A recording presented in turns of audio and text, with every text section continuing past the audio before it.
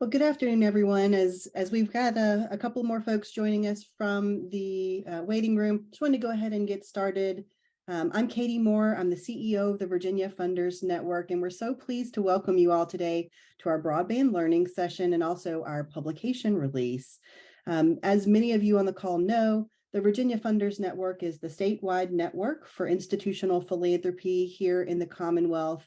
And together with nearly 120 of our philanthropic institutional members, we're building a connected and collaborative philanthropic community here in Virginia. Ultimately, we are working to ensure that everyone who calls Virginia home has the resources that they need to thrive.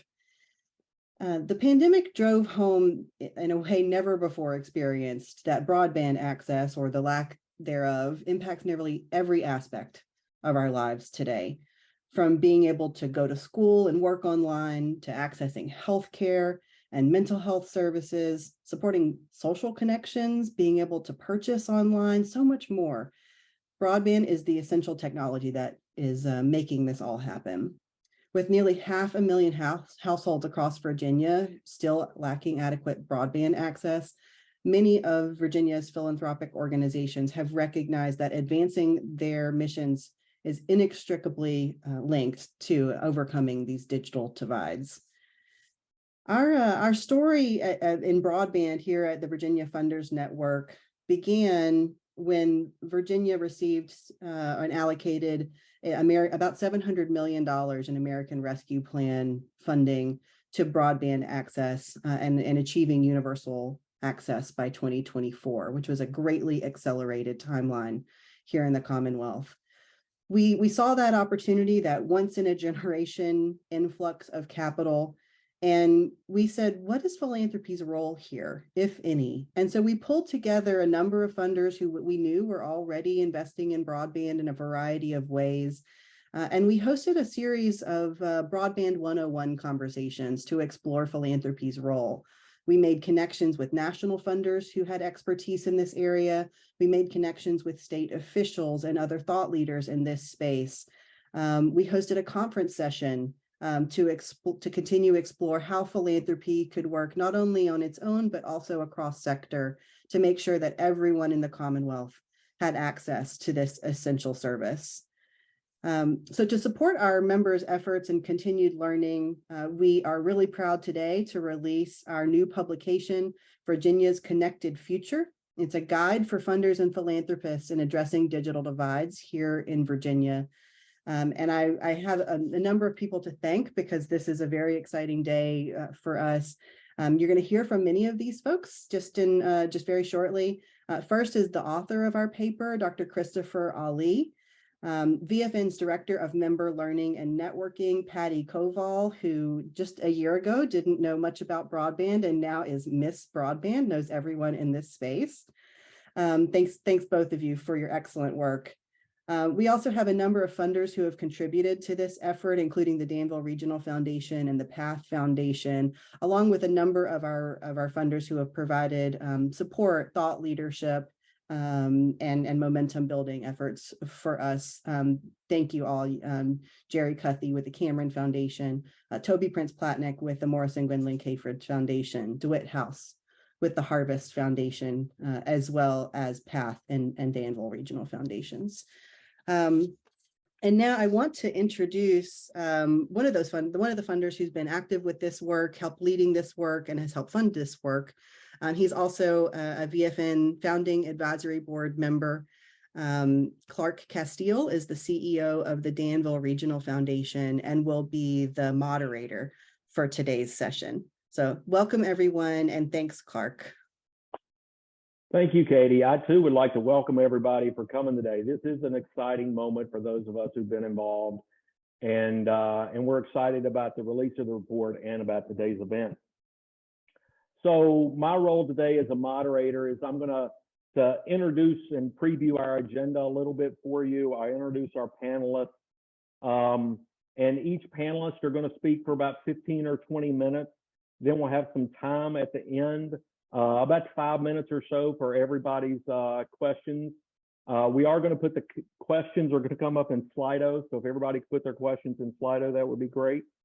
And then we'll have time at the back end for kind of overarching questions that folks have at the end. So with that, let's get started.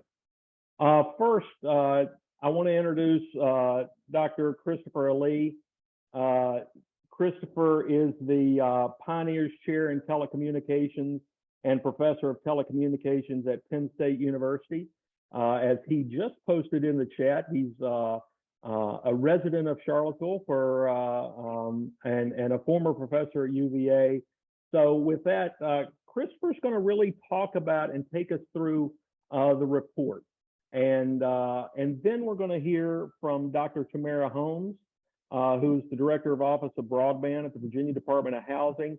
And she's going to go deeper on the work in Virginia and what we've done to get here at this point. And then we're going to do what we like to do at VFN. We're going to kind of see the possible. And we reached out to our colleagues at our neighboring state, and Maggie Woods, who is the Digital Equity Manager for the North Carolina Office of Digital Equity and Literacy, is going to give us a model for pushing this affordability and adoption question.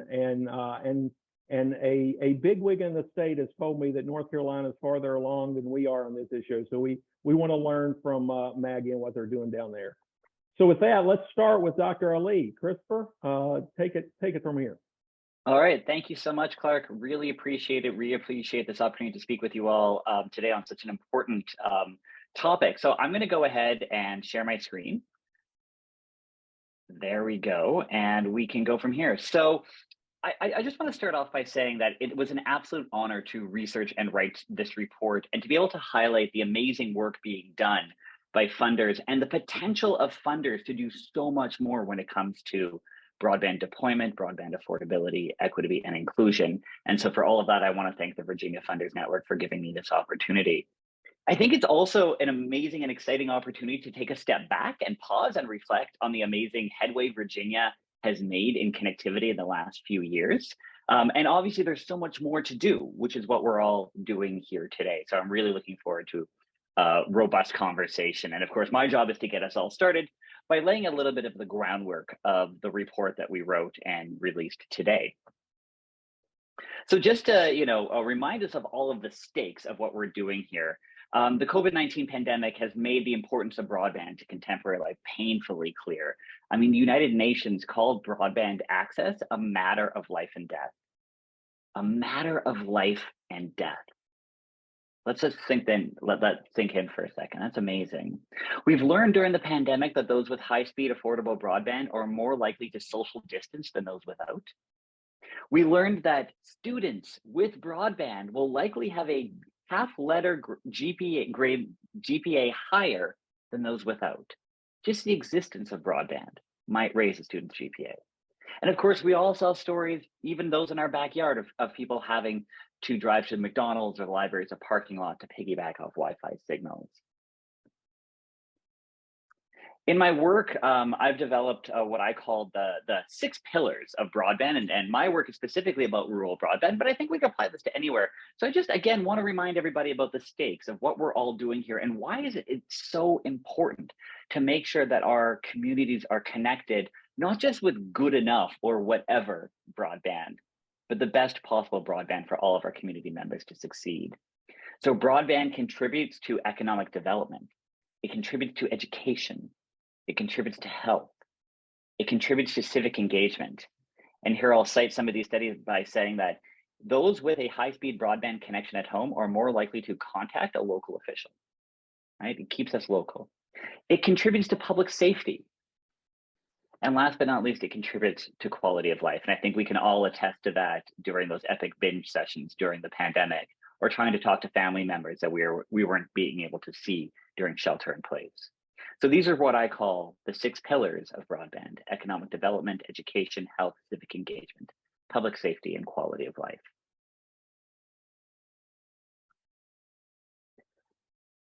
Virginia, is a rural state for the most part, with pockets of urban spaces. And so I want to highlight a little bit about the stakes of broadband in rural areas in particular, because I know that a lot of folks on our call are coming from rural areas and small towns.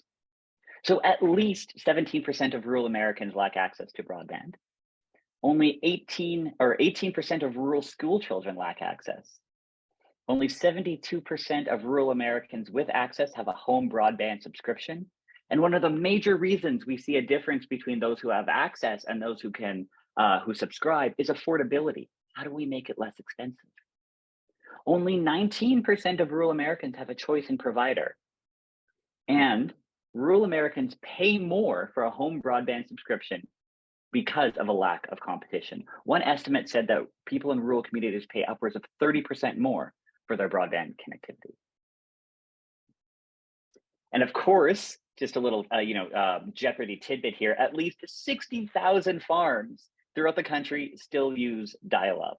And for those of you who have forgotten dial-up, just find a rotary phone and pick it up and you'll get that dial tone. Remember the 1990s, 60,000 farms still use dial-up. So this led us to think about, okay, how are we going to craft our report? And we figured that there are 3 legs of the digital divide. There's a question of availability. Is a network available? Are there wires in the ground? Is there a fixed wireless tower somewhere near me? Do I have a mobile signal? So that's pillar 1, or leg 1. Leg 2, is it affordable? Can I afford a subscription? Americans pay the most for broadband than anywhere else in the OECD, the Organization for Economic Cooperation and Development. We pay upwards of $84 a month for broadband. So can you afford a subscription?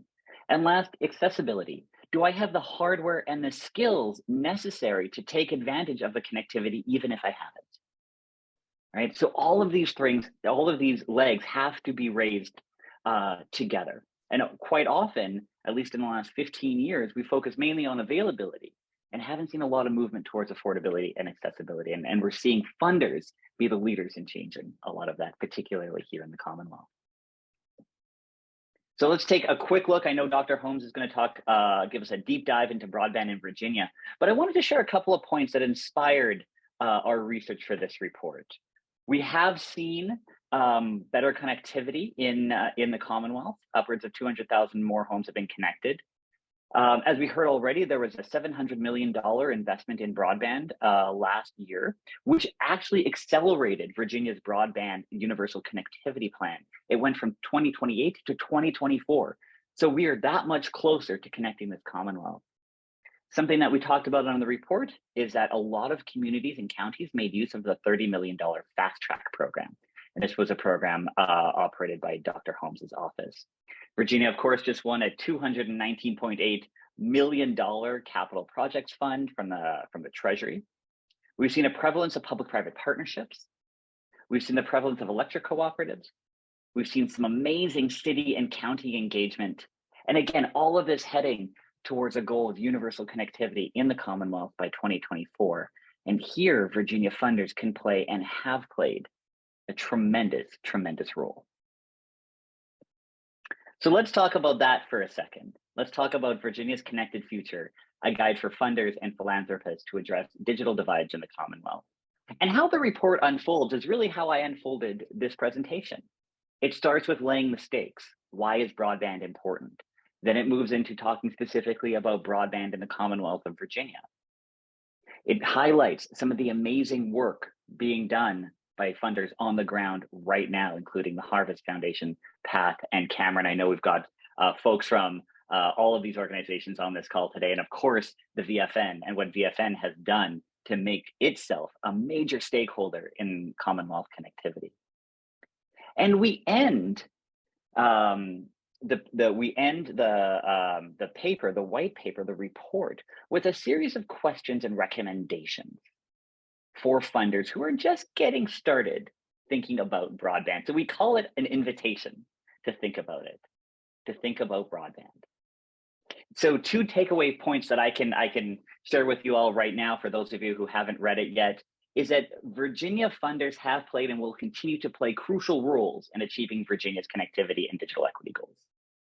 And second, kind of like a high level issue, is that we are all stakeholders in the digital divide. And I think that's something amazing about having worked on this report, right? As we heard, Patty didn't know much about the digital divide or broadband a year ago and found herself and her organization as a stakeholder, as we all did because of the pandemic. We all have a role to play. And I am so excited to see VFN take on such a leadership role in connectivity in the Commonwealth.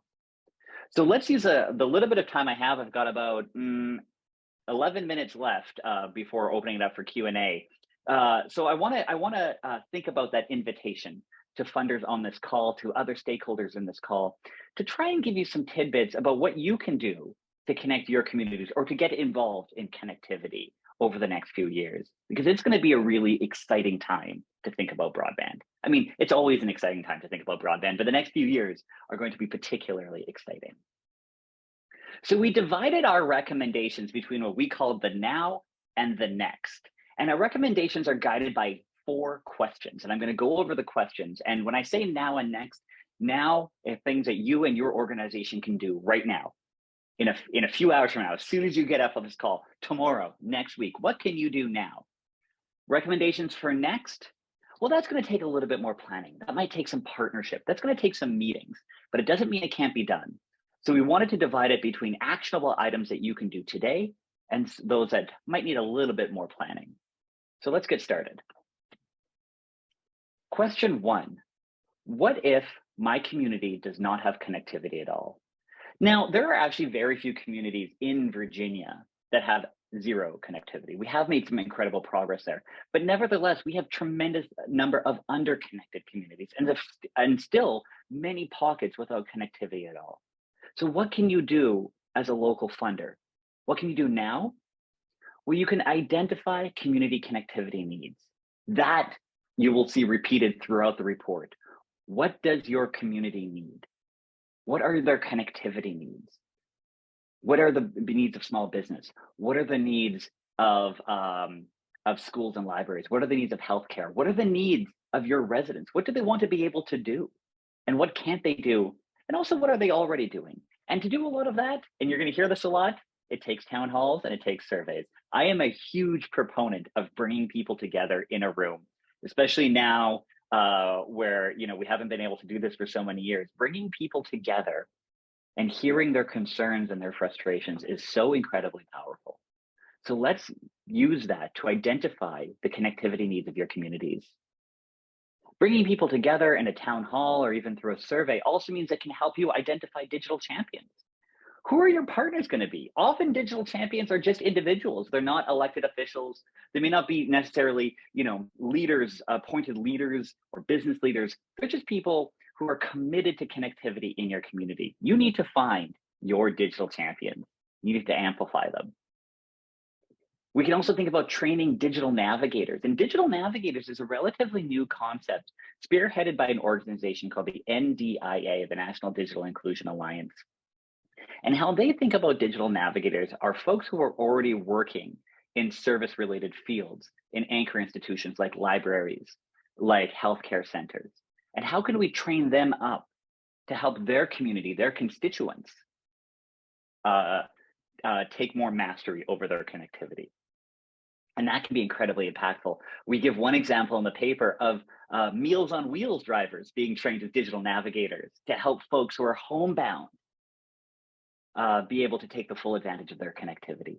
So this is definitely something that y'all can do right now. Help train digital navigators. That might take some money. That might bring someone in. Next but not least is mapping. One of the primary concerns with the digital divide right now in the United States is that we still don't know who is connected, who is unconnected, and who is underconnected. We can all get involved in mapping. We can marshal our partners, our stakeholders.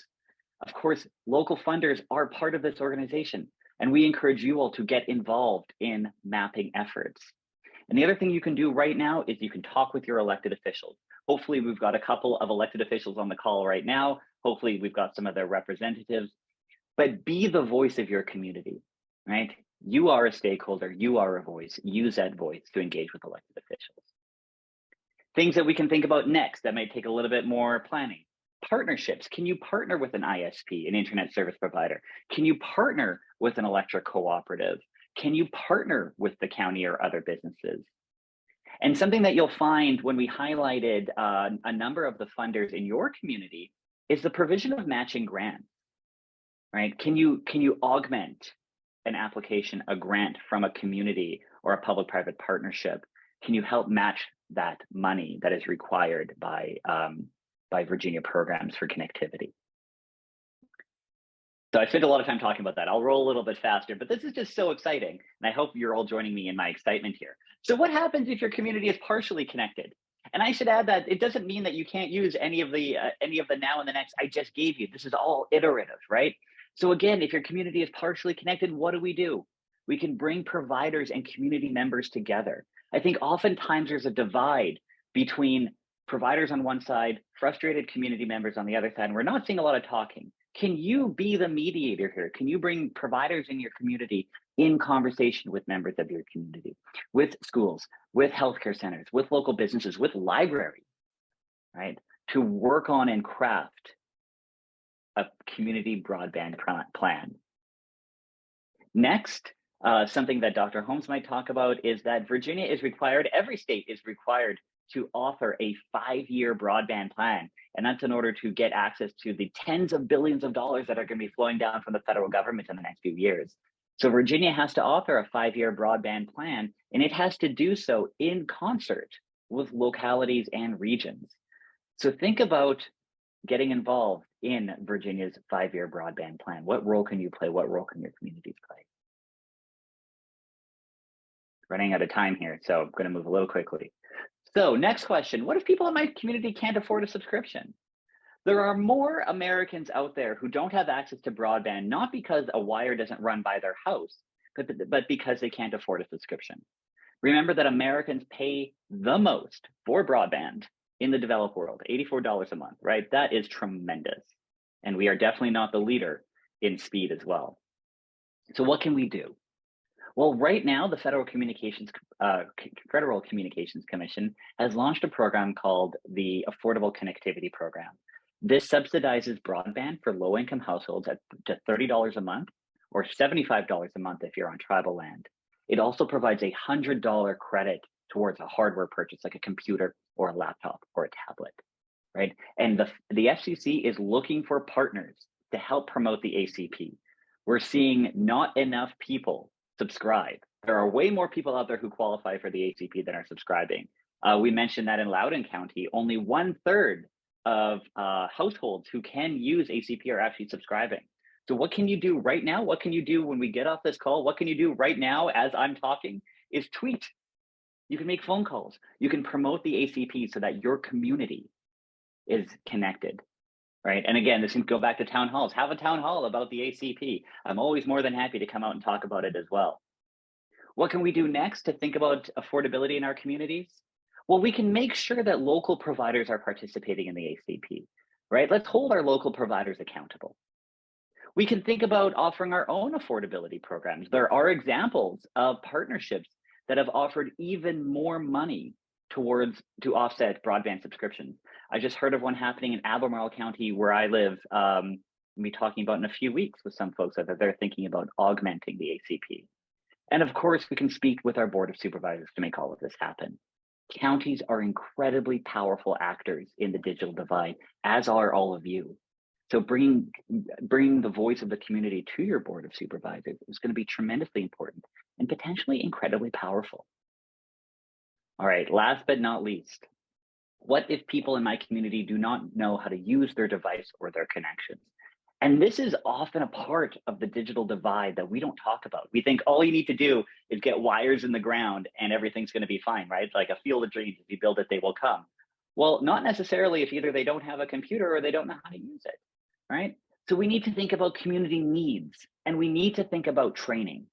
And this is stuff that we can think about doing right now. There are organizations that do this type of training. Libraries can become tremendous partnerships for you all in offering digital skill and literacy training. And one thing I just want to flag for everybody here is that these should not be thought about as just kind of one-offs, where we do, a couple of sessions at the local library or maybe the senior center or the YMCA, and then we're done. That's not the nature of technology. Technology is always going to be moving forward. We're always going to have new devices. We're always going to have new types of connectivity. And that means that these training programs need to be ongoing. They need to be sustainable.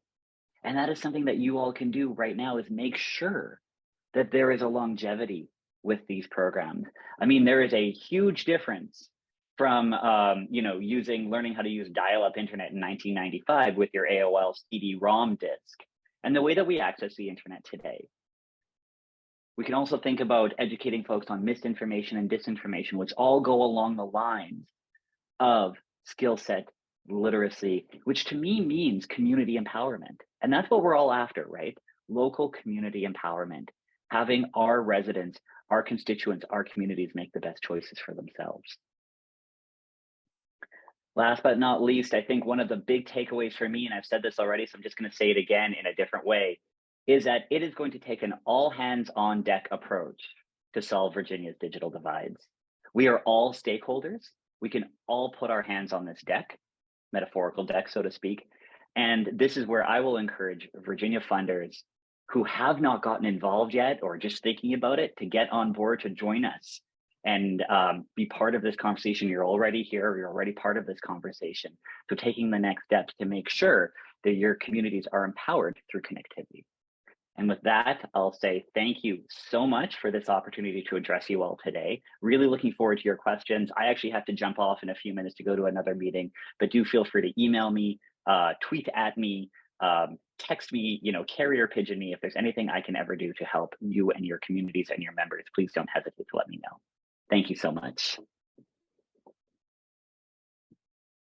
Christopher, thank you so much. That was, if nothing else, your enthusiasm will spread across Virginia, and we're going to have this issue fixed in like 2 days or something. I love it. So, let's do it. So that's great. I don't see any questions for Christopher. Anybody got anything they want to throw in at the last minute? Actually, there appears to be a question.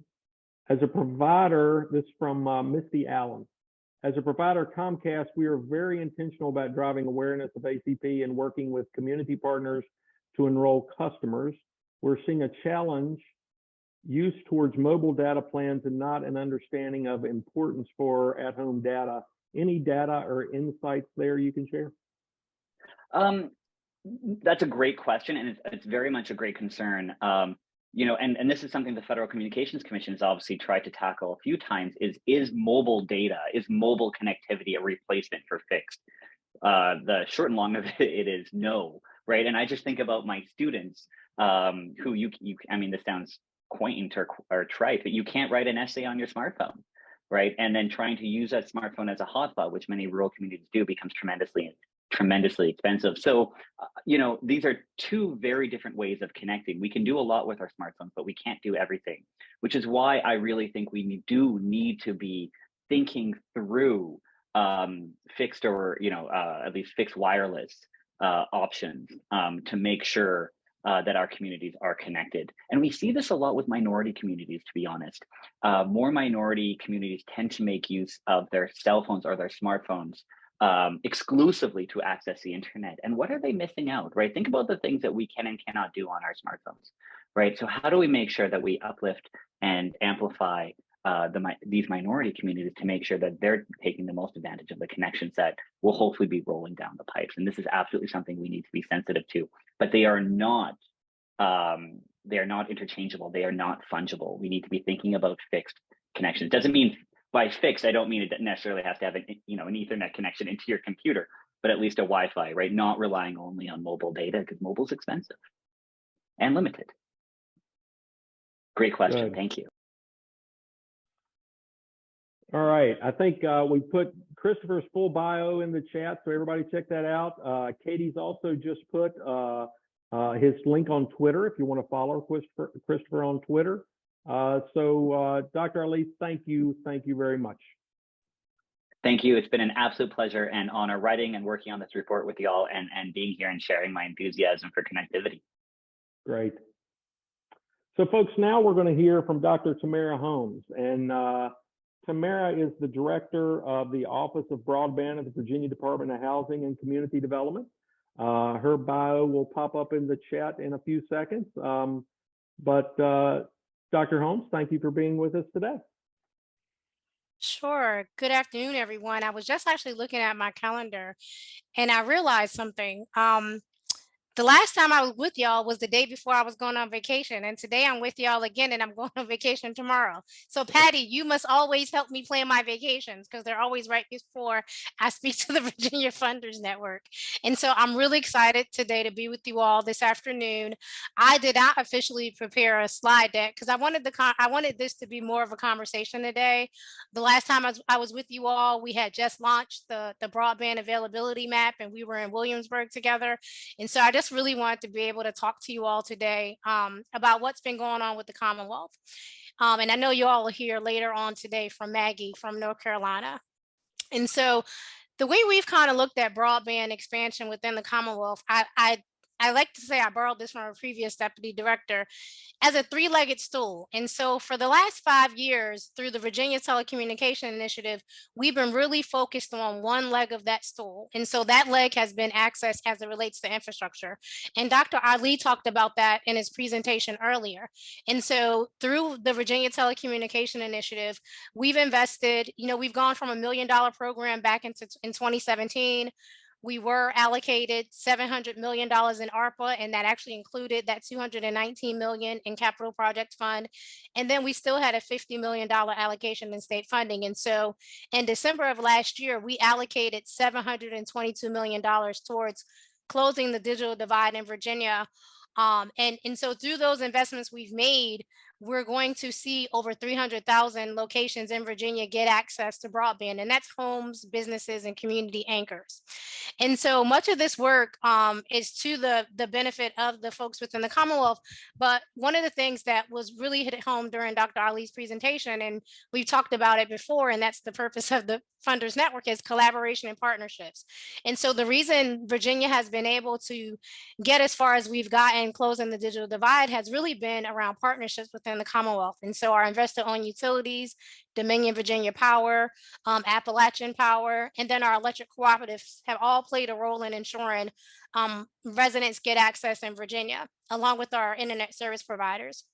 And so I wanted to kind of talk a little bit about that. And so a lot of folks always want to get an update on the money we invested the last round. And so in December, we did fund 35 projects in 70 counties. And just to date, we have exactly 33 of those projects under contract. And so several of those projects are under construction right now. And so I just wanted to give you all an update on that. And I know I have some staff on the call. And so I'm going to ask them to put in the chat something that I'll talk about a little bit in a minute. And so the next piece I wanted to share is that we also launched a line extension customer assistance program. And so if you all hear about folks that typically are in rural Virginia, they may live a distance off the road. And so those folks have to pay additional special construction costs to get access. And so we launched the $16 million program earlier this year to help low to moderate income residents get access to service at their homes. And so if they contact their local incumbent provider, they may have to pay between $5,000 and $10,000. We are currently covering those costs for low and moderate income Virginians. And so we were really mindful, and the General Assembly did allow us to define what we considered low to moderate income. And so for the communities that you all currently serve through your foundations, we're thinking about families that typically earn less than $133,529. And so your middle income families would qualify through this program. And so that's one of the new programs we launched in partnership with several internet service providers in the Commonwealth. And so the next thing I wanted to really talk about was two key things we've done this year. So earlier this year, when I was with you all, we launched the Commonwealth Connection. That's our broadband availability map. And so if anyone on my team is on the call, if you can put the link to the map in the chat, that'll be great. And then in September, we launched the Virginia Telecommunication Project Dashboard. And so what this dashboard allows everyone in the state to see is how the projects are actively being built out that were awarded money both in 2021. And so if you paid attention, we actually had two sets of grant awards in 2021, one in January, that was $50 million, and then the $750 million in December. And so both of the tools that are being put in the chat are tools that you can have a better understanding of how we're addressing broadband access as it relates to infrastructure, and then also how the projects that we recently funded are doing. And so those are two tools in our toolbox in Virginia. And so the next piece I want to talk a little about, so we talked about the first leg of the stool, access around infrastructure. And so the next leg on the stool is access around affordability. And so last General Assembly session, and so we'll be getting started with one soon next year, DHCD was directed to do 3 different things. One, to make sure that we have an understanding of any new residential or commercial properties that might be built over the next years. How do we ensure we don't leave any Swiss cheese holes in communities? And so we actually worked on a study with a stakeholder group to examine this concern. And so we did present that study on September 30th to the Broadband Advisory Council. And so that report is currently public. The next piece, which is the second leg on the stool, House Bill 1265 and Senate Bill 716 directed us to create a broadband affordability plan for the Commonwealth. And so it's called the Broadband Affordability and Cost Effectiveness Plan. And it's due to the General Assembly on December 1st. And so this is where we like to consider where we start pivoting and not just really focusing on broadband access around infrastructure, but also really start talking about affordability. And Dr. Ali talked about that in his presentation. And so we've been directed to work on this plan. And so I'll give you a little bird's eye view into that in a couple of minutes. And so one of the things we've studied as part of that is the utilization of the Affordable Connectivity Program in the Commonwealth. And so we're a little more than about 25% of eligible households in the Commonwealth are currently taking advantage of the Affordable Connectivity Program. And in the study that we will publish in December, you'll be able to see that data by locality. And I want to touch on Misty's, someone reminds me to touch on Misty's point about Comcast and the participation and the cellular providers, because I have an opinion that is my opinion and not the opinion of the Commonwealth of Virginia around that. So I'll share about that in a minute. And then the last piece, which I think where a lot of the members of VFN will play a key role, is in Senate Bill 724, we were directed to collect data between us and the Department of Education around student access and around affordability. And so if you have a student in a school district in the Commonwealth, you might have filled out your school records. My child graduated this past May, so I did not have to fill out that survey. But one, if you're a parent within the school districts in the state, there was questions added to the school record collection around, do you have access at your home? Can you afford the access? And if you can't afford it, what are some issues around affordability? And so we're going to be taking that data, and it's due back to the state at the end of the year. We're going to be taking that data and utilizing that data to help inform what I'll talk about momentarily around what's next for Virginia with the infrastructure funding. And so the next thing I wanted to talk about, so I've kind of gone over the Virginia Telecommunication Initiative, and I've talked a little bit about some legislative directives that we were given this past General Assembly session. The next thing I really want to talk about is really looking ahead. And so for those of you who are involved in the body program, we just closed an application round in August. And so this round, we will have about $49.7 million in funding. However, we received $300 million in requests for funds. And so those applications that came in are looking to connect over 100,000 homes, businesses, and anchors. And so you all just heard me say a number. I've got $50 million in state general fund dollars and $300 million in requests. And so with the new map that we put out earlier this year, we do know that about 210,000 locations exist in Virginia as unserved, that's below 100/20, without a funded source. And the reason I'm saying that the way I just said it is because there are 210,000 locations without a funded solution as of today. And so, of course, with the money we've been allocated through the General Assembly, we will be able to address some of that need. However, we are, as we've been since the beginning of the program, oversubscribed. More folks need projects, and we don't have enough money to cover all those projects. And so the next thing I wanted to talk a little bit about is ways that we're looking to help streamline the projects. While we're on the call, I do want to thank, I know there have been 3 specific foundations that have been partners in body projects, whether it's at the planning stage or construction. As I know, the Harvest Foundation, the Cameron Foundation, and the PATH Foundations have all been key stakeholders and partners in several body projects, whether it was funding a planning study for a county or also funding construction projects as part of a match to body. And so one of the things that will probably come up, and I'm not sure if Maggie's going to talk about it, is we've learned a lot around workforce development. And so we've learned that, one, we need folks to build the infrastructure. We also need folks to operate and maintain the infrastructure. And then at some point, once all the work is done, we start pivoting into digital literacy and digital and adoption. And so I'll talk a little bit about that momentarily. And so we're closely working with the community college system. And I know that Southside Virginia Community College is actually going to be doing a pilot in the early part of next year, training fiber technicians. And so that may be also a place for foundations to look at as an opportunity to partner with communities around, not only for construction workers, but also for operation and maintenance. The electric cooperatives in Virginia have been key stakeholders around training and workforce development within the power space. And so they're starting to look at training those folks to also be able to build out broadband. And so the next piece is really around the infrastructure. I'm going to butcher this acronym. I'm really bad at acronyms. The Infrastructure and Investments Job Act. Yes, IJA.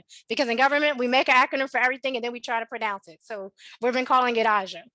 And so DHCD has actually been designated by Governor Youngkin to do two key things as it relates to broadband funding from the Infrastructure Act. One is we are the lead agency for the digital equity planning funds that will be coming forth from IIJA. And so we did get our planning grant awarded from NTIA on October 1st.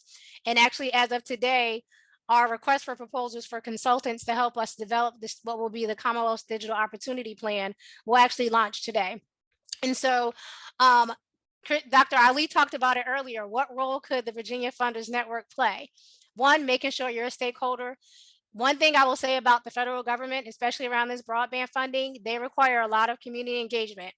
And so a lot of times when I talk to my colleagues in other states, they're like, why does DHCD have broadband? Why does the Virginia Department of Housing and Community Development have broadband? And a lot of you all I know from my previous work in community economic development, it made sense to me, right? Because DHCD is probably one of the premier agencies in the state that does a lot of community engagement, a lot of stakeholder engagement, just for community development and economic priorities and communities as a funder. And so it made sense. And so as we are starting to pivot into the second leg of the stool around looking at digital broadband affordability, the digital opportunity plan that we'll be developing for the Commonwealth allows us to start looking at affordability. And so one of the things I want to share, because I don't think many folks know this about Virginia. So through our VADI investments, you may or may not have known this, we were actually one of the 5th most expensive states per megabit per second. The proven data out there. We were one of the 5th most expensive. With the VADI investments we made in December of 2021, we're going to move from the 5th most expensive state to the 3rd least expensive state per megabit per second. So that's a whopping savings of $5.64 per megabit per second. So even our VADI investments are making broadband more affordable. Second, every single provider, because we utilize the American Rescue Plan funding and capital projects funding, are required to participate in the Affordable Connectivity Program. So every single one of our investments, all those families that are eligible to participate, those providers are participating in the ACP program. So I did want to share that. And so just to give you a little bit more about what's moving forward for the Commonwealth. And so, as I said, today actually launches our request for proposals for consultants to help us develop this plan. We actually are going to be bringing on a Commonwealth Digital Opportunity Coordinator. And so we'll be hiring for someone. And so we want to make sure that as we look at continuing to address the infrastructure needs of the state, that as we pivot to look at affordability, that we actually have someone on staff who could lead the effort for the state. And so it's not just a one-time infusion of a position. This position is going to stay around as long as we need it to stay around. And so we've budgeted for that position to come in through the digital equity grant, but also stay around through the BEAD funding planning process.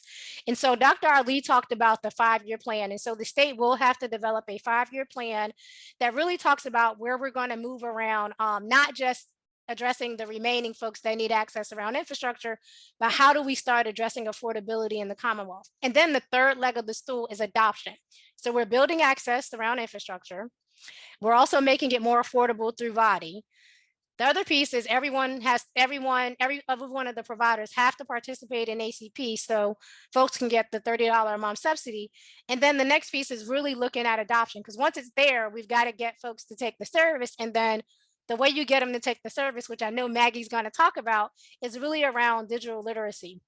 And so one of the things we're going to do with our BEAD funding is we're also going to look at funding local digital opportunity plans.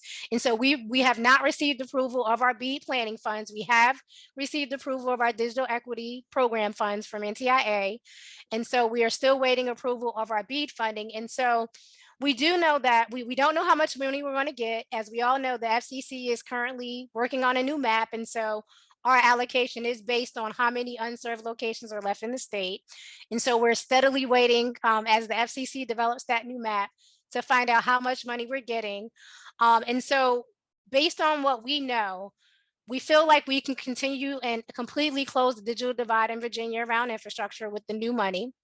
And then the next piece is the money that'll be left over, we'll look at non-deployment. And so things like non-deployment include increasing adoption, also potentially looking at some affordability programs, the planning for both BEAD and digital equity, and developing the state's opportunity plan will help us identify what's next for the Commonwealth. And so to go back to the three-legged stool analogy, we've looked at infrastructure in terms of access, we're looking at adoption in terms of access, and now we're looking at affordability. And so I just wanted to kind of give it an update around that. And then the other thing I wanted to share with you all, because this was this great thing that was done by Prince George Electric Cooperative, and their broadband subsidiary is known as Broadband. And so they have something called the cooperative living room. And see, the reason I'm going to put this out here, because if you ever get a chance, and if any of you all are going to the Governor's Housing Conference, you'll get a chance to see one in person.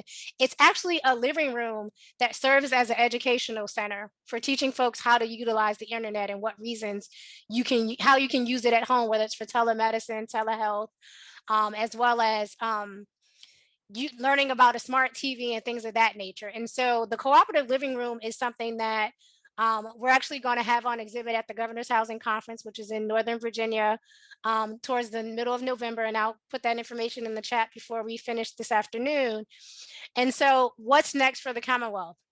Well, Governor Youngkin is committed to affordable, reliable, high-speed internet.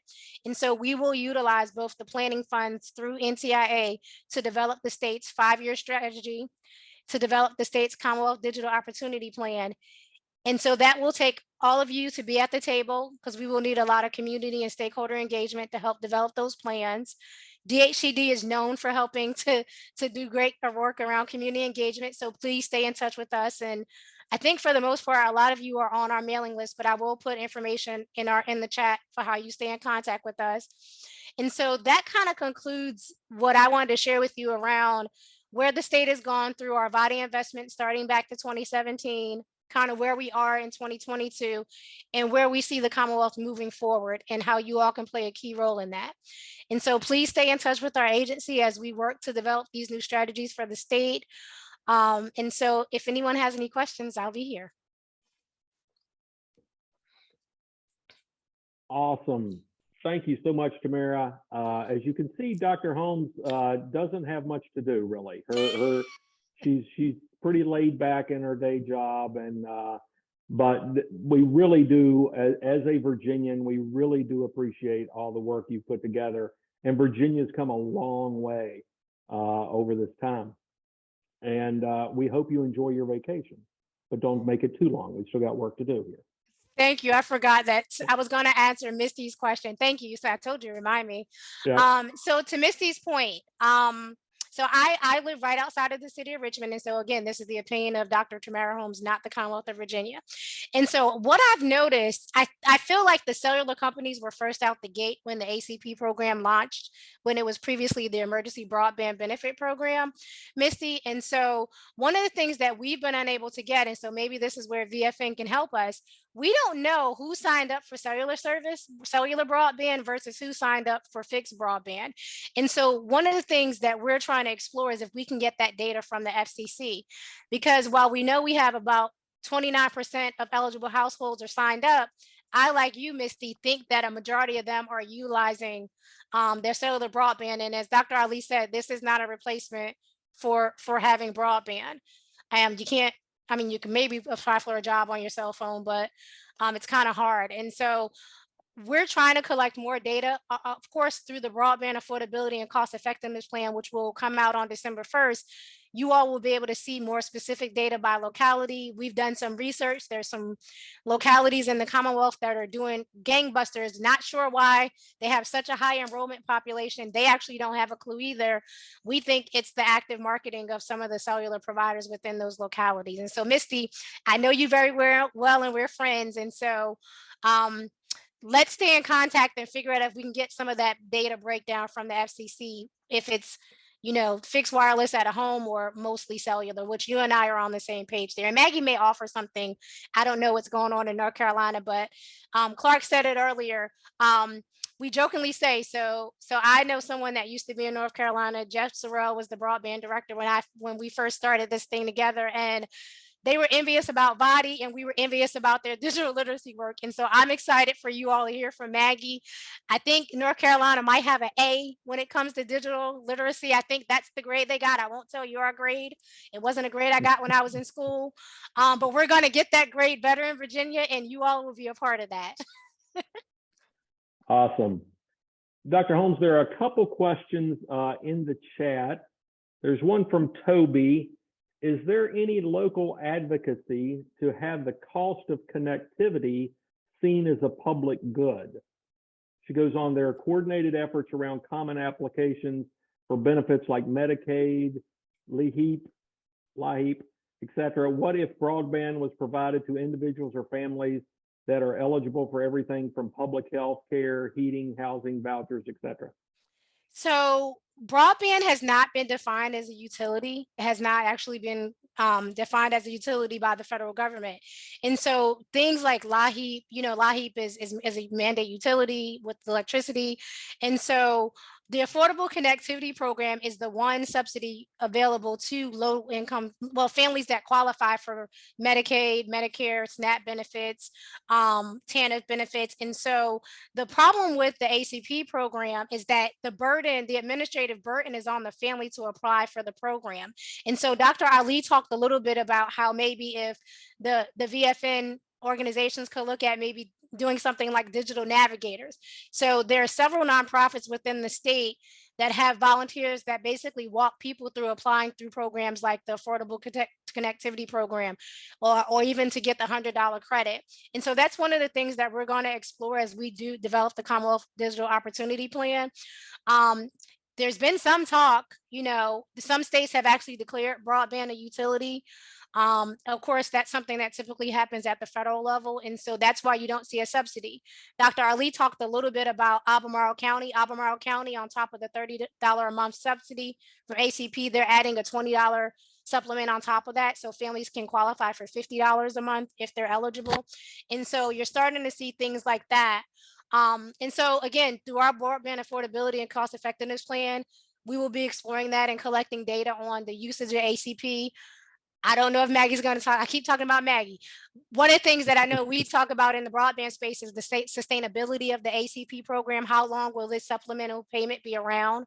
And so again, that may be something that the funders network could look at in terms of maybe doing some pilots around the state. Awesome. There's one other question. How to be on Tamara's mailing list? Yes. So you can, and we'll put it on the chat, but it's broadband at dhcd.virginia.gov. Awesome. And then Patty, as while we're on here, we're going to be bringing a consultant in to help us facilitate. If there's a way for us to even just have a conversation with the VFN folks, whether it's you all as a group or you all within your respective communities where you all have service areas, we would love to make sure that you all are at the table as well. That would be great. Awesome. Yeah. That's awesome. Thanks, Dr. Holmes. So now she's been billed by Dr. Holmes, and everybody is looking forward to having Maggie Wood. Maggie is the Digital Equity Manager for the North Carolina Office of Digital Equity and Literacy. We're very excited to have you with us today. This is, I'll just repeat myself earlier, this is our chance to see the possible and learn from some of our colleagues in North Carolina about what's working and what we can learn from that. So with that, please, Maggie? Well, thank you so much, Clark. I'm really excited to be here today. Dr. Holmes, I appreciate all the pitches. I don't know that I'm going to cover everything that you said that I might, but I'm happy to answer questions if people have questions. And I think I'm here today actually, well, for my current role in North Carolina, but I'm also wearing another hat today, which is a former employee of NC State University's Institute for Emerging Issues, where I led a digital inclusion program. And so I'm really here today to talk to you about that program, how we're learning from that program at the state in North Carolina, but also to give you just a tangible idea as a funder of what kinds of work you might want to get involved in based on a North Carolina example. So again, wearing two different hats here today, happy to answer questions on both hats, but I'm going to spend a lot of time talking about this program that I developed and led at North Carolina State University. Let me get this going. Okay, so just a little bit about where I sit currently in state government, because our office is set up a little bit differently than Virginia. It's really interesting to talk to all these states. Everyone has their broadband offices set up differently. So we're in the Department of Information Technology in the Division of Broadband and Digital Equity. So in this newly created division, we have two separate offices. One is the Broadband Infrastructure Office, that's our sister office, and they're working on all of the broadband access and infrastructure needs in the state. But we also have this Office of Digital Equity and Literacy. It's the first office of its kind in the country. It was created last year. I think Washington State now has a similar office. So we're kind of the pilot offices nationally for how to do this. And our office is really focused on all of those other elements of the digital divide, which Dr. Ali and Dr. Holmes did a really beautiful job of talking about. But we're focused on digital equity and digital inclusion. So access to affordable high-speed internet, access to a device that meets the needs of a user. Typically, we mean a computer, laptop, or tablet. In some cases, we mean a smartphone, but rarely for all of the reasons that Dr. Holmes discussed. And then access to the digital literacy or digital skills in order to use that device or to use a computer. So that is what we are focused on in our office. But we work in partnership and in collaboration with the Broadband Infrastructure Office, because we believe you can't actually parse out access to the infrastructure and the other elements of the digital divide. The research shows that if you build it, they won't necessarily come. You have to ensure that it is affordable and that people know how to use it in order to reach that economic development or the economic opportunity that that broadband has to offer. So that's where I am at the state, but where I used to work and where we launched this program called Band NC, it was called the Institute for Emerging Issues. And this is a public policy center based out of NC State University with a big, bold mission. The mission is to make North Carolina a more vibrant and economically competitive state for everyone. We've been really well known for our Emerging Issues Forums, which is a big conference where we choose a big issue to focus on and look at it from a variety of different perspectives. But we do a number of other kinds of programmatic work. We have partners in all 100 North Carolina counties. So North Carolina has 100 counties. We host listening sessions, community meetings. We've had several podcasts, including one on the digital divide that I used to host. And really kind of at the heart of the Institute is that we believe that the best solutions for community problems come from the communities themselves. And that's what really led us to developing this digital equity program. And that program is called Band NC, Building a New Digital Economy in North Carolina. And the goal of Band NC is to equip counties and regions to meet needs and to build more digitally equitable communities. We want to make North Carolina the first state in the nation where every single county has a digital inclusion plan. And I believe, so Dr. Holmes is calling this a digital opportunity plan, but I believe they are the same thing. So this is really a community strategic plan that addresses those elements of digital inclusion and is working to close the digital divide.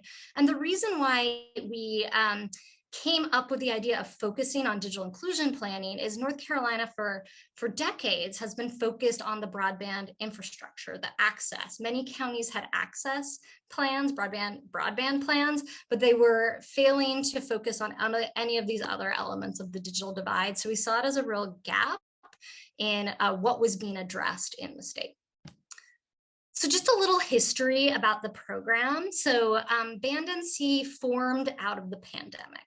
It just so happened that right before the pandemic hit in February 2020, we hosted an Emerging Issues Forum, a big conference all about the digital divide. And we had leaders from the National Digital Inclusion Alliance, you know, the person who coined the term the digital divide, Larry Irving. They all came, they spoke. A month later, the pandemic hit, and we just happened to be in a position to do something, right? We had people coming to us asking, you know, what are you doing? People don't have internet. They don't have the devices that they need. We're in a pandemic. What can be done? And this is where funders came into the story. We had a couple funders, some electric co-ops, but then one principal foundation approach us and say, hey, we know you've been working on this issue. We're interested in getting involved. What kind of program could you develop? And that's where Band NC came out of. And so they gave us principal funding for us to get this program started. Without them, we couldn't have done our work. And I will tell you, we didn't have all the answers, but they trusted us to try to figure this out. So that was in spring 2020. The conversations happened really rapidly. And so we were able to launch in summer 2020. And the way we launched was actually just to focus on meeting immediate digital needs. You remember, height of the pandemic, we were just trying to get money to people who needed it.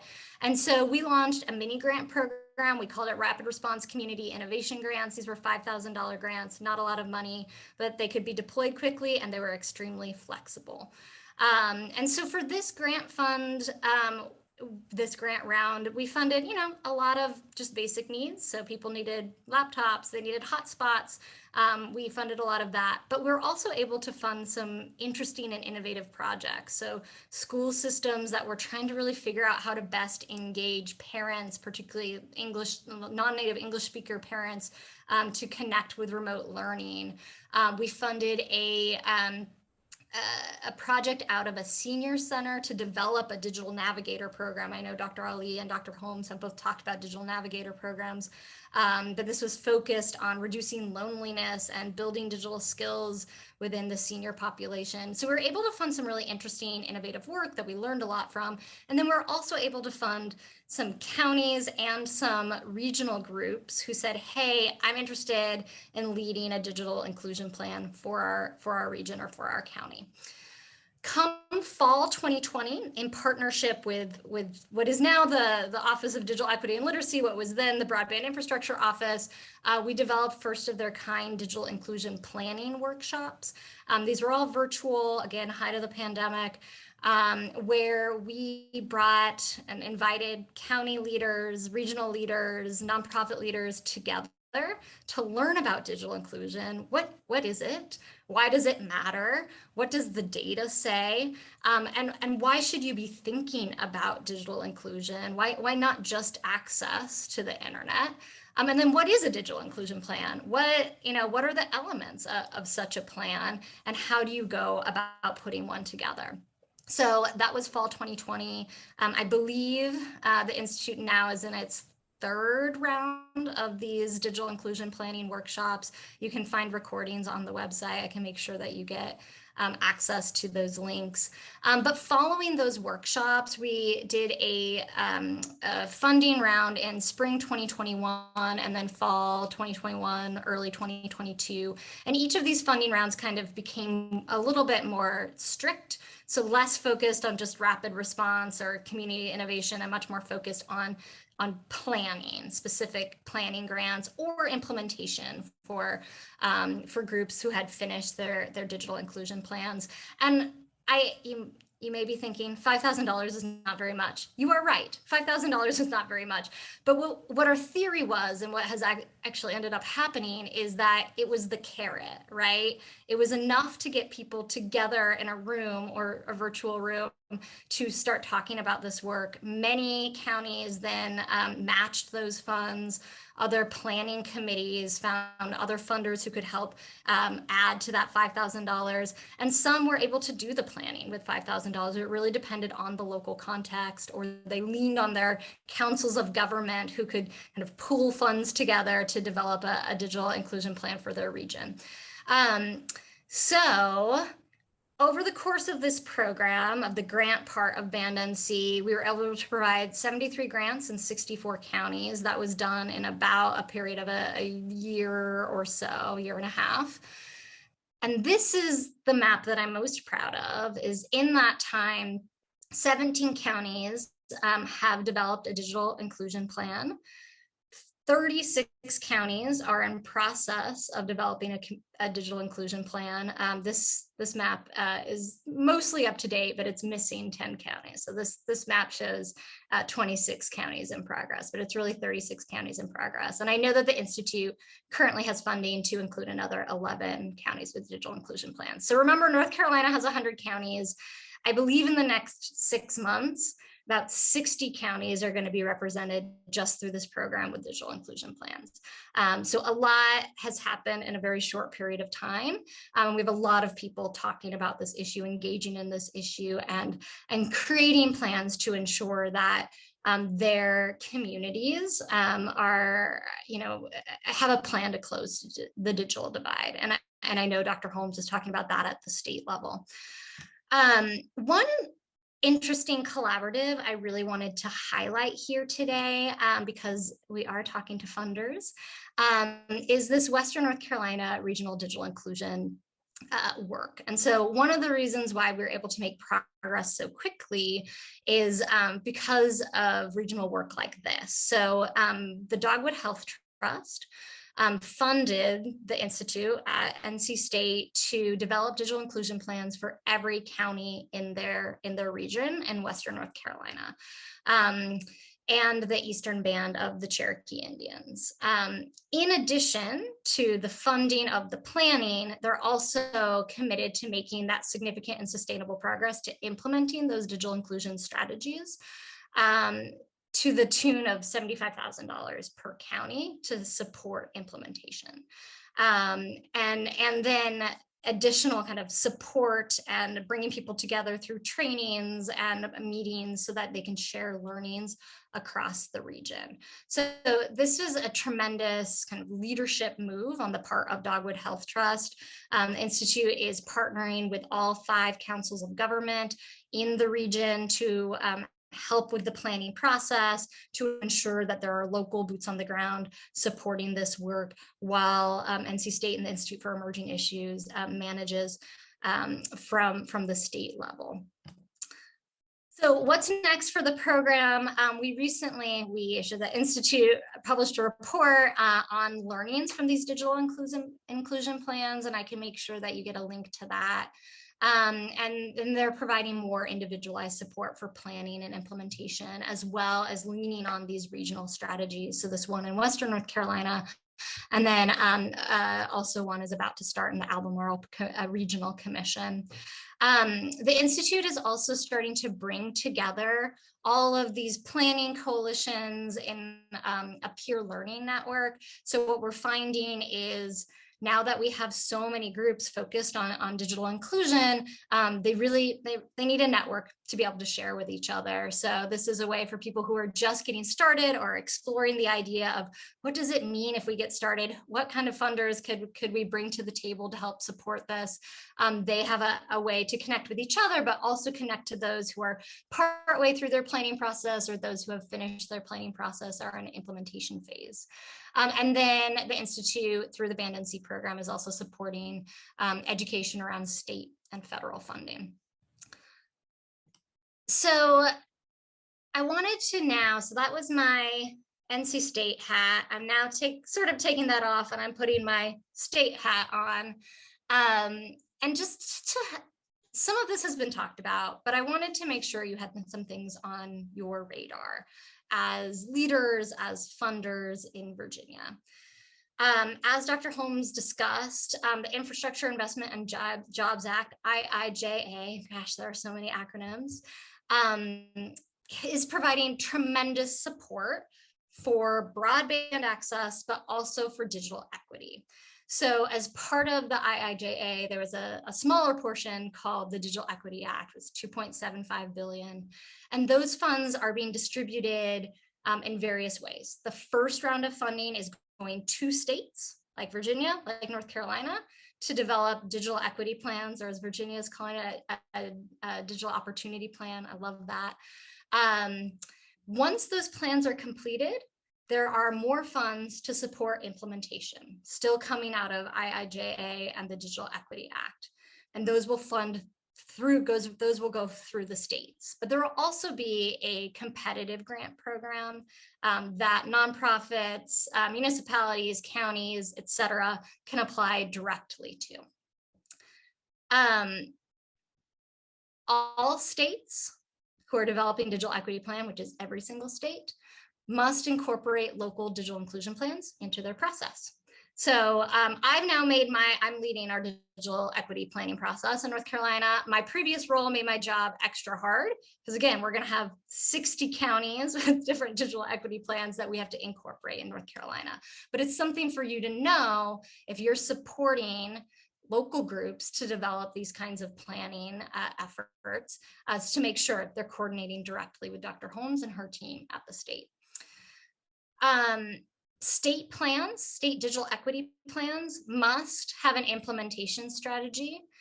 So it's not just a plan that sits on a website somewhere. We must say how we're going to implement it, including how funding will be used to meet the goals. So these are the federal funds, state funding, but also how can we partner and collaborate with the philanthropic community to ensure that the goals of this digital equity plan are met.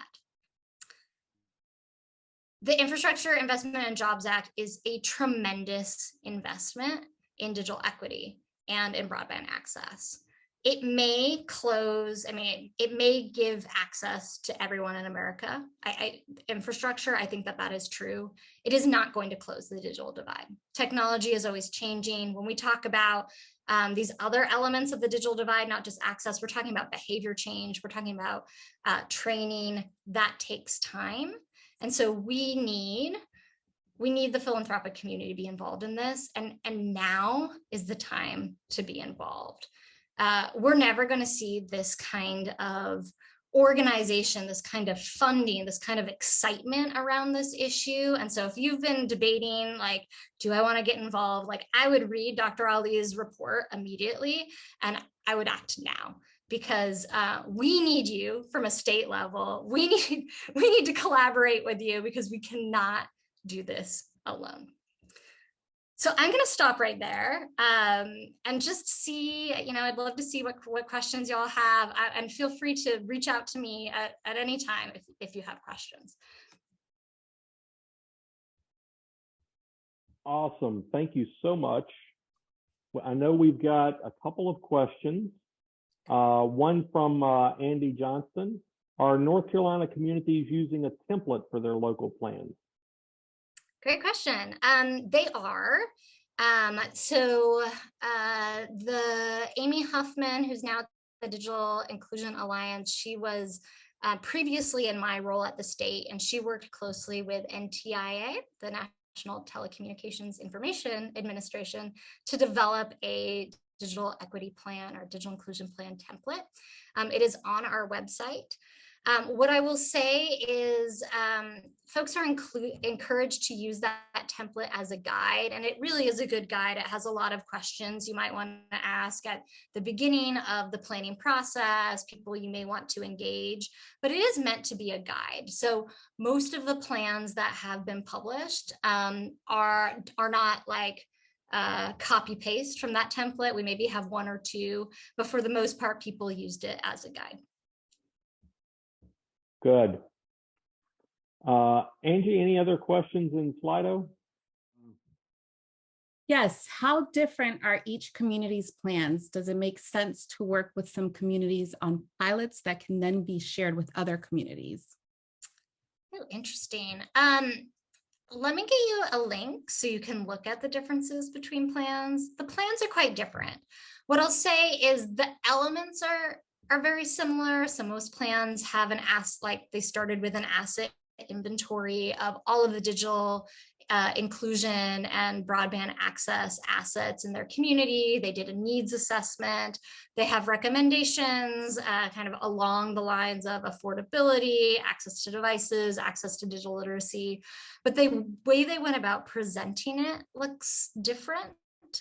I think that makes sense, giving local context. I'll say from a state perspective, having a template that people follow to the T and make it really easy to look across and see the community needs and recommendations would be helpful from my perspective where I am right now. It would be helpful from local coordination. So I don't know if there are any digital inclusion plans in Virginia, but given Dr. Holmes' involvement in this work, and I think Dr. Holmes, you mentioned that you were going to help support local community plans.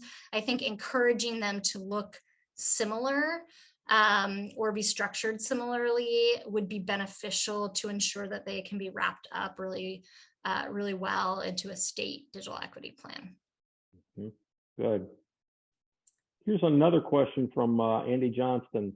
What are the uses you are seeing or anticipating as a result of the $75,000 implementation grants provided by the Dogwood Trust? A whole number of uses. So what we're seeing from other digital inclusion planning processes is, say, hiring people. People capacity is really important. And I know it was mentioned about workforce development, moving into the broadband access space, but we don't have enough people to hire when we're talking about digital inclusion or, digital navigators, digital literacy coaches. There's just not enough people. And so one thing we've seen, like the County of Durham has recently received funds to hire someone at the county level who is just focused on digital equity for the entire county. So that's one way funds could be used. We've also, seen people's plans talk about wanting to create device refurbishment programs. And so North Carolina has 2 really strong device refurbishers, but they're based in 2 very urban areas. And so to have more device refurbishers serving the state who can receive devices, fix them up, sell them at a very discounted rate, or give them for free for households who need it. That's a major need in North Carolina. 430,000 households don't have a home computer or a laptop. It's a huge nut to crack. We're also seeing folks develop, say, digital navigator programs. One group did that as part of cooperative extension. So they've hired an extension agent who's basically just focused on coordinating digital literacy efforts and providing skills trainings across the county. Other groups are, developing kind of like a mobile computer lab that they can take to different places to provide trainings and provide workshops on digital skills. So there's a whole number of uses that could be used for these $75,000 implementation grants, but for any planning process that's complete, most of them have very tangible, this is what we plan to do with the funds based on the needs. Good. Angie, we have another question in Slido. Yes, thanks for your presentation. This is from Jerry. In North Carolina, who takes the lead on the local digital inclusion plans? Is it the county or city government? It depends. The whole "it depends" answer. So one group that we've found has been very, very helpful in the planning have been our regional councils of government. So I believe we have 16 in the state. And the reason why they've been very helpful is, one, they know their region really well. 2, they are economic developers and have been often focused on the broadband access piece for many years. And so it's not much of a jump for them to move from broadband access to digital inclusion. Because I'll say so much of my work has been education and why does this matter? It's not always clear to people why they need to be focused on these other elements of the digital divide when they maybe don't have the infrastructure that they need. And I totally understand that, but councils of government kind of get it pretty quickly. And 3, they are planners by trade. So developing a community-wide digital inclusion plan is not quite as intimidating as it is for some folks. And so we've leaned heavily on councils of government to help develop either individual county plans or to develop regional plans. We do encourage, and in most cases, those plans are then voted on and kind of ratified by local county government. We've also seen a number of like nonprofits or almost like ad hoc digital equity or digital inclusion coalitions form. So in Durham, there's a group called Digital Durham. They just recently became a nonprofit, but for years, they were just kind of a group of community partners focused on digital inclusion and digital needs. And so they came together, received funding from the Band and C program and developed a digital inclusion plan. And then leveraging that experience and leveraging ARPA funds that they received from the city, they've become their own nonprofit. Forsyth County, which is where Winston-Salem is, also kind of brought together based on this planning grant, brought together a group of folks from the city, from the county, but from a variety of nonprofits and from 2 really big funders in the state that happen to be located in Winston-Salem, came together to develop the plan. So the answer is it depends. The report on IEI's website, the Institute's website, does have a list of partners who should be at the table and people who have led these efforts. What we've found is having county, or if it's a city, buy-in is important for that implementation part. So some of those groups that have been very community-led and, be honest, really representative of the community, have had a harder time of moving into that implementation phase because they didn't necessarily have like county or local government buy-in from the start. So there's a lot of learnings there, but sometimes it just depends on who wants to go after this planning. No, that's great. And I tell you, to think about in Virginia, by the way, as Chandler pointed out, the Council of Governments are equal to the planning district commissions in Virginia. Okay. And to think about who is thinking about your region, right? And in some cases, it may be the PDCs, and other places it may be another regional organization or a local organization that's serving as that hub who may be interested in this. So that's great advice for us all. Well, Maggie, that was absolutely awesome. We appreciate it. We recognize why you get the A rating on the work that's going on in North Carolina, and we do have a ways to go. So thank you very much. Thanks. Happy to be here. So from my perspective, this has been absolutely great. If we think about the 3 legs of access and availability and affordability that really both Dr. Ali and Dr. Holmes talked about, and then we think about all of the tools and all of the ranges of ways that philanthropy can be useful and involved in this, that we heard from Maggie as well as the other panelists, from community engagement. And everybody talked about how important it was to engage your community. In some cases, that's where philanthropy is, where they're really doing a lot of community engagement work. From the planning to infrastructure to workforce development and training to education, there are a lot of funders involved in that. I think that what we're learning from our report and from our panel today is there are a number of ways we can be useful in this, which gets back to why we started this conversation. We asked how we can be useful, and we're learning those. So this has been great from my perspective. Katie, I'm going to let you bring us home. Thanks, Clark. Thanks for great moderation today. And thanks everyone for joining us. While we talked about today, achieving universal broadband access is really key, but digital divides don't end with connectivity.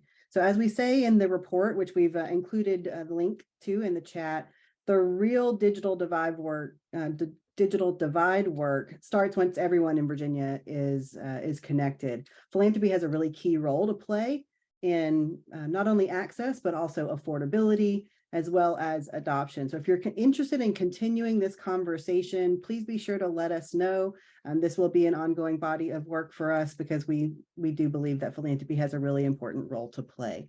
Big thanks to all of our speakers today, for Clark for being our moderator, and a special shout out to Patty Koval for all of her great work leading this body of work and keeping us all on track, and to Angie Molina, who's running behind the scenes, keeping us all organized. Thanks, everyone. We look forward to seeing you again soon, and we'll be sure to share the slides and the recording with everyone after the